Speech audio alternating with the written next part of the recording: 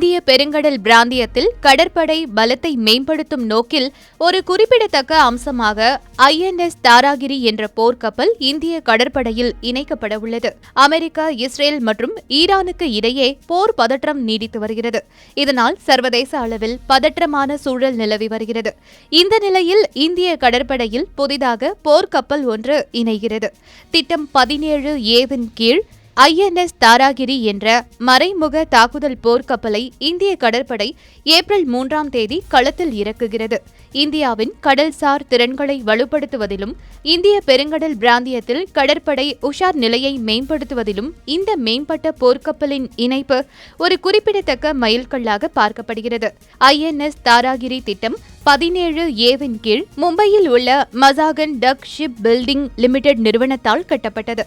இந்த கப்பல் மறைமுக தாக்குதல் போர் கப்பல்களில் நீலகிரி பிரிவின் 4வது கப்பலாகும்.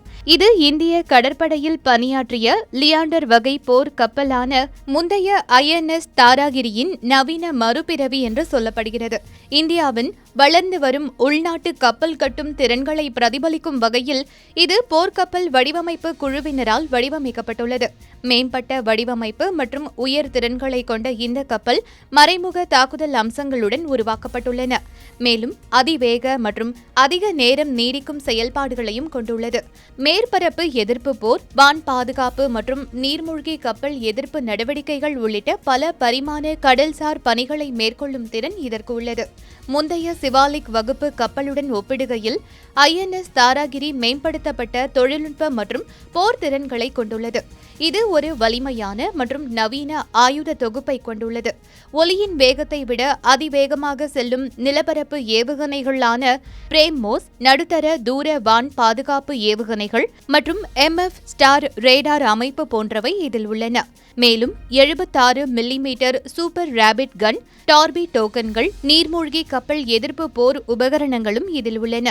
இதில் பொருத்தப்பட்டுள்ள தளவாடங்கள் எதிரிகளின் அச்சுறுத்தல்களை திறம்பட எதிர்கொள்ளும். INS தாராகிரி போர்க்கப்பல் பாதுகாப்பு மற்றும் மேம்பட்ட கடற்படை தொழில்நுட்பத்தில் இந்தியாவின் தற்சார்பு நோக்கிய முன்னெடுப்பை பிரதிபலிக்கிறது. INS தாராகிரி வருகின்ற ஏப்ரல் 3ஆம் தேதி இந்திய கடற்படையில் முறைப்படி இணைக்கப்படவுள்ளது. விசாகப்பட்டினத்தில் நடைபெறும் இந்த இணைப்பு விழாவில் பாதுகாப்புத்துறை அமைச்சர் ராஜ்நாத் சிங் கலந்து கொள்கிறார்.